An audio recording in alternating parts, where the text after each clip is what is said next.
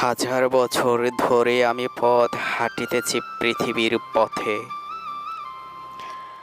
সিংহলে সমুদ্র থেকে নিশীথের অন্ধকারে মালয়ে সাগরে।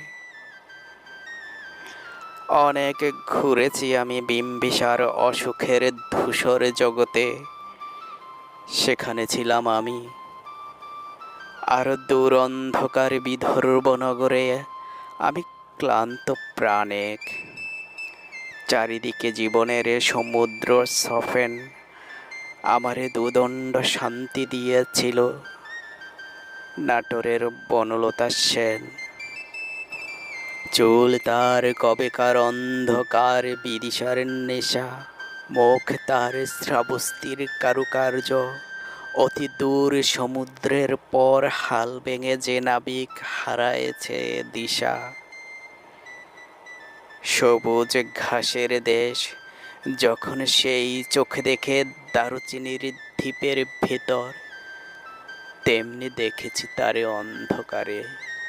বলেছে সে, এতদিন কোথায় ছিলেন। পাখির নীড়ের মতো চোখ তুলে নাটোরের বনলতা সেন। সমস্ত দিনের শেষে শিশিরের শব্দের মতন সন্ধ্যা আসে। ডানার রৌদ্রের গন্ধ মুছে ফেলে চিল। পৃথিবীর সব রং নিভে গেলে পাণ্ডুলিপি করে আয়োজন। তখন গল্পের তোরে জোনাকির রঙে ঝিলমিল।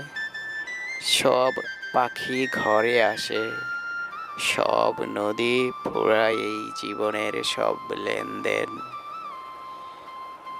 থাকে শুধু অন্ধকার মুখোমুখি বসিবার বনলতা সেন।